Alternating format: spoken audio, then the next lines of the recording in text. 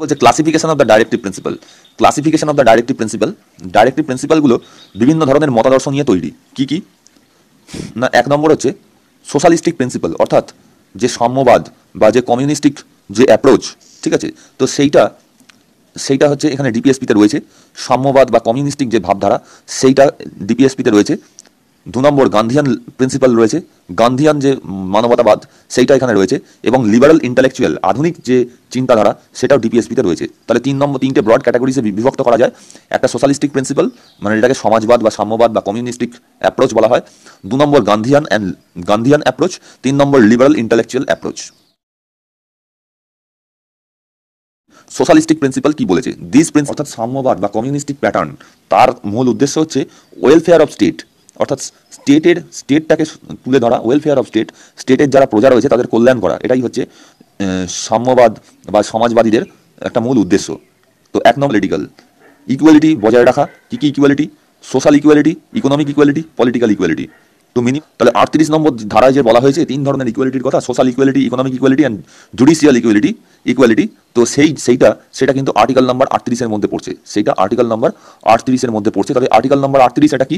Socialistic প্রিন্সিপালের উপর ভিত্তি করে লেখা, যাতে অল্প সংখ্যক লোকের হাতে যাতে সমস্ত ধন সম্পদ যাতে চলে না যায়, তার যাতে প্রপার ডিস্ট্রিবিউশন হয় সেইটা যাতে দেখা, সেটাও আর্টিকেল নাম্বার 39-এ বলা হয়েছে। কিছু একচেটিয়া লোকের কাছে যাতে সমস্ত ধন সম্পত্তি একত্রিত না হয়ে যায় সেটাও দেখা, সেটাও কিন্তু ওই আর্টিকেল 39-এর মধ্যে পড়ছে।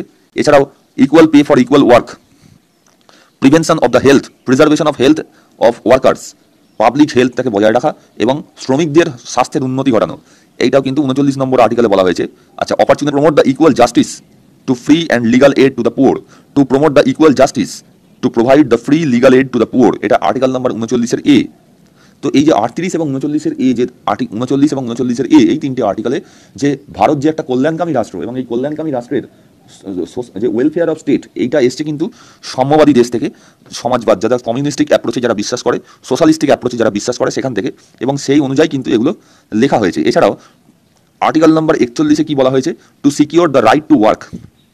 Article number 41, to secure the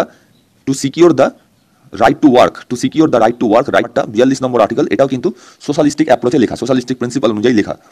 বিভিন্ন সোশ্যালিস্টিক স্টেটে এটা পাওয়া যায়। Two secure the living wedge, হ্যাঁ, অর্থাৎ ন্যূনতম যে মজুরি বা হ্যান্ডিক্রাফট ইন্ডাস্ট্রি, অর্থাৎ গ্রামীণ হস্তশিল্পের বিকাশ ঘটানো, এগুলো সব 43 নম্বর আর্টিকেলে রয়েছে। এটাও কিন্তু সোশ্যালিস্টিক প্রিন্সিপাল অনুযায়ী লেখা। 43A-তে কি বলা হয়েছে? Participation of workers in the management of industry, এটাও কিন্তু ওই সোশ্যালিস্টিক প্রিন্সিপালেই লেখা। এবং এছাড়া কি হয়েছে? রেস্টের উন্নতি ঘটানো, জীবনযাপনের উন্নতি ঘটানো, এবং two improve the public health, এই যে আর্টিকেল নাম্বার 47, এইটা কিন্তু এখানে বলা হয়েছে, এবং এটাও কিন্তু একটা সোশ্যালিস্টিক প্রিন্সিপাল। আচ্ছা, সোশ্যালিস্টিক প্রিন্সিপালে একটা কথা বলে নেওয়া দরকার, আমাদের সোশ্যালিজমটা কিন্তু ডেমোক্রেটিক সোশ্যালিজম হিসেবে এটা লেখা রয়েছে। এখানে কিন্তু কমিউনিস্টিক প্রিন্সিপালগুলো অনেক ক্ষেত্রেই সেটা মেনটেন করা হয়নি।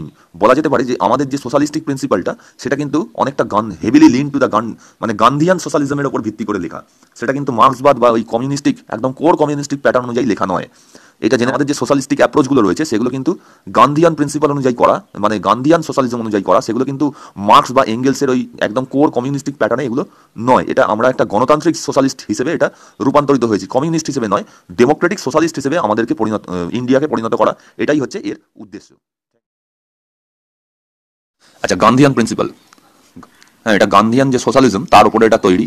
গান্ধীজি তো কনস্টিটিউশন অ্যাসেম্বলিতে ছিলেন না, তো তার আইডিয়াগুলো পূরণ করার জন্য কনস্টিটিউশন ফ্রেমার যারা, তারা সেগুলো পুট করেছিলেন, তারা সেগুলো ঢুকিয়ে দিয়েছিলেন। কি না, 1 নম্বর হচ্ছে আর্টিকেল 40, পঞ্চায়েতি রাজ। আর্টিকেল 40, পঞ্চায়েতি রাজ, গান্ধীজি পঞ্চায়েতি রাজ প্রতিষ্ঠার কথা বলেছিলেন, তো সেটা আর্টিকেল 40-তে বলা হয়েছে। 2 নম্বর হচ্ছে আর্টিকেল 43, প্রমোশন, তাহলে গ্রামীণ যে হস্তশিল্প, কুটির শিল্প, সেগুলো বিকাশের কথা বলেছিলেন হচ্ছে যে গান্ধীজি, তো সেইটা 43 আর্টিকেলে রয়েছে। তো কোঅপারেটিভ সোসাইটির কথা গান্ধীজি বলেছিলেন, তো সেইটা 43B-তে এটা বলা হয়েছে, যে আর্টিকেল 43B-তে এইটা বলা হয়েছে কি না, কোঅপারেটিভ সোসাইটির কথা। 4 নম্বর SC ST অ্যান্ড উইকার সেকশনসদের কথা গান্ধীজি বারবার বলতেন। তিনি হরিজন নামে এক সংগঠন তৈরি করেছিলেন SC STদের কথা বলার জন্য, তো এইটা আর্টিকেল 46-এ রাখা হয়েছে। SC STদের প্রমোশন বা উইকার সেকশনদের প্রমোশনের জন্য আর্টিকেল 46। আর মদ্যপান, যেগুলো ইনটক্সিকেটিং ড্রাগস রয়েছে, সেইগুলো যেগুলো হেলথের পক্ষে পান করা মানে উচিত নয়, সেগুলোকে ব্যান করে দেওয়া, নিষিদ্ধ করে দেওয়া, ব্যান করা, আর্টিকেল 47-এ এটা বলছে। যে অ্যানিম্যাল হাজবেন্ড্রির কথা বলা হয়েছে 48 নম্বর ধারা, এগ্রিকালচার অ্যান্ড অ্যানিম্যাল হাজবেন্ড্রি। এবং আরেকটা জিনিস গান্ধীজির মতে এবং যে কনস্টিটিউশন ফ্রেমার্সদের মতে, পশু বলি বন্ধ করা, মানে পশু যে বধ হচ্ছে, কাউ স্লটার, তাদের অর্থাৎ গবাদি পশু যারা রয়েছে তাদের দুগ্ধ উৎপাদন বাড়ানোর জন্য তাদের স্লটার, তাদের মানে তাদেরকে হত্যা করা, সেইটা বন্ধের কথা। কিন্তু তখন গান্ধীজি বিশ্বাস করতেন এবং গান্ধীজির যে যারা পন্থী ছিলেন তারাও এটা বিশ্বাস করতেন। এটা আর্টিকেল নাম্বার 48 এটা রাখা রয়েছে। 3 নম্বর হচ্ছে liberal intellectual principal. Liberal intellectual principal হচ্ছে আধুনিক যুগের যে প্রিন্সিপালগুলো রয়েছে, লিবারাল উদারনৈতিক এবং ইন্টেলেকচুয়াল বুদ্ধিমত্তা মানে যেগুলো প্রিন্সিপাল রয়েছে সেইগুলো, যেমন হচ্ছে আর্টিকেল 44। আর্টিকেল 44 হচ্ছে এটা আইডিওলজি অফ লিবারালিজমের উপর বিশ্বাসী, আইডিওলজি অফ লিবারালিজম। আর্টিকেল 44 বলছে to secure the all citizens A uniform civil code. Uniform civil code এটা কিন্তু একটা মডার্ন ভাবনা, এটা আর্টিকেল 44 রয়েছে। 2 number provide the early childhood care and education. 6 বছরের নিচে শিশুদের জন্য early childhood and care and education, এটাও কিন্তু আর্টিকেল 45, এটাও কিন্তু একটা মডার্ন ভাবনা, লিবারাল ইন্টেলেকচুয়াল প্রিন্সিপালের উপর ভিত্তি করে ভাবা। 2 নম্বর অ্যানিম্যাল হাজবেন্ডারি, এগ্রিকালচার এবং এই যে এগুলো কিন্তু লিবারাল ইন্টেলেকচুয়াল প্রিন্সিপাল। এবং to protect and improve the environment, অর্থাৎ বন সংরক্ষণ, পরিবেশ সংরক্ষণ এবং বন্যপ্রাণী সংরক্ষণ, এটাও কিন্তু একটা আর্টিকেল 48A তে রয়েছে।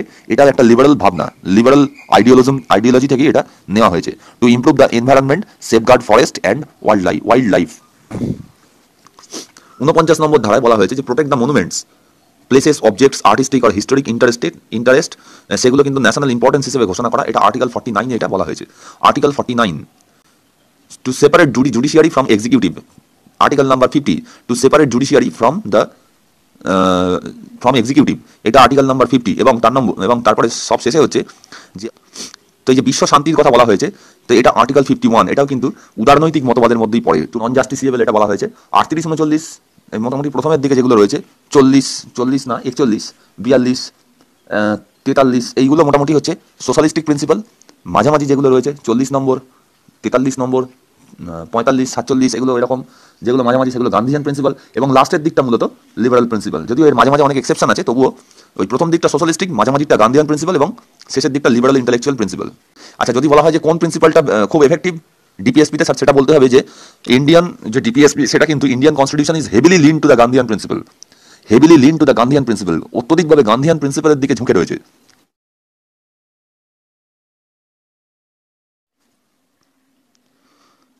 আচ্ছা, ডাইরেক্টিভ প্রিন্সিপালে কিছু অ্যামেন্ডমেন্ট হয়েছে, সেইগুলো একটু দেখে নেওয়া যাক। ডাইরেক্টিভ প্রিন্সিপালে অ্যামেন্ডমেন্ট হয়েছিল 42তম অ্যামেন্ডমেন্ট 1976। ডাইরেক্টিভ প্রিন্সিপালে অ্যামেন্ডমেন্ট হয়েছিল 42তম অ্যামেন্ডমেন্ট 1976। কি হয়েছিল? The free legal add. 39 number article 39 এ তে বলা হয়েছিল ফ্রি লিগাল এড।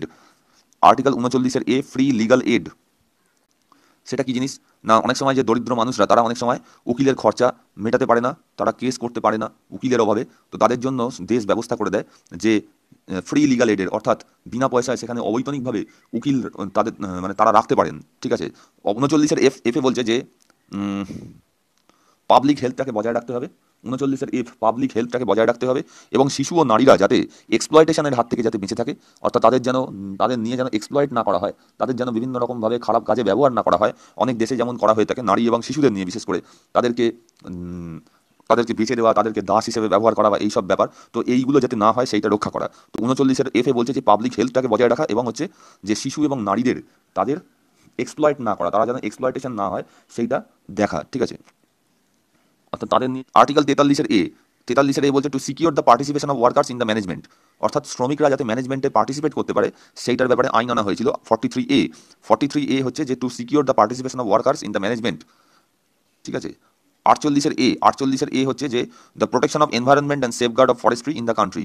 48 কি? পরিবেশ সংরক্ষণ, বন্যপ্রাণী সংরক্ষণ এবং বন সংরক্ষণ। 48 কি না হচ্ছে যে বন্যপ্রাণী সংরক্ষণ, পরিবেশ সংরক্ষণ এবং বন সংরক্ষণ, এইগুলো সব 42তম অ্যামেন্ডমেন্ট 1976 সালে করা হয়েছিল। আচ্ছা, ডাইরেক্টিভ প্রিন্সিপাল অ্যাডেড 44তম সংবিধান সংশোধন 1978 কি করা হয়েছিল? 44তম অ্যামেন্ডমেন্ট 1978 কি করা হয়েছিল? আর্টিকেল 38 1 নম্বর ধারাকে বদলে অ্যাড করা হয়েছিল। আর্টিকেল 38 1 কি হয়েছিল? সেখানে বলা হয়েছে 38 1 বলা হয়েছিল যে minimise the inequality of income. 38 1 হচ্ছে minimise the inequality of income. হ্যাঁ, 44তম অ্যামেন্ডমেন্ট 1978 কি বলা হয়েছিল? Minimise the inequality of income. আচ্ছা, 38 নম্বর ধারা হচ্ছে অন্যান্য ডিপিএসপিদের মধ্যে সবচেয়ে গুরুত্বপূর্ণ ধারা। ঠিক আছে, অন্যান্য ডিপিএসপিদের মধ্যে সবচেয়ে গুরুত্বপূর্ণ ধারা হচ্ছে আর্টিকেল 38 1। এইখানে 3 ধরনের ইকুয়ালিটির কথা বলা হয়েছে: সোশ্যাল ইকুয়ালিটি, হ্যাঁ, justice, equality in social equality, equality in justice and economic equality. Equality in justice, social equality and economic equality. তো এইটা হচ্ছে মূল ধারা। ঠিক আছে, আচ্ছা, 86তম সংশোধনে বলা হয়েছিল 45 নম্বর আর্টিকেলের ব্যাপারে, সেখানে কি ইসিসিই প্রয়োগ করা হয়েছিল। আমরা আগেও এটা বলেছি, early childhood care and education, এইটাকে যোগ করা হয়েছিল। 97th amendment 2011 added a new directive principle. 97th amendment 97তম অ্যামেন্ডমেন্ট 2011, এইখানে আর্টিকেল 43 বি যোগ করা হয়েছিল। এইখানে কি বলা হয়েছিল, cooperative society, democratic functioning of the autonomous and democratic functioning of the cooperative society. Article 43 B 97তম অ্যামেন্ডমেন্ট 2011, এইখানে বলা হয়েছিল autonomous and democratic control of the cooperative societies. Fundamental rights এবং ডাইরেক্টিভ প্রিন্সিপালের মধ্যে কোনো কনফ্লিক্ট হয়, তাহলে ফান্ডামেন্টাল রাইটটাই সবসময় জিতবে, প্রিভিলেজ, এক্সট্রা প্রিভিলেজ পাবে। সেটা বলা হয়েছিল চম্পকম ডোরারাজন কেস, চম্পকম দরিয়ারাজন কেসে 1951 বলা হয়েছিল এইটা, যে ফান্ডামেন্টাল রাইটস এবং ডিপিএসপিতে যদি কোনো কনফ্লিক্ট হয়, তাহলে ফান্ডামেন্টাল রাইটই সবসময় জিতবে।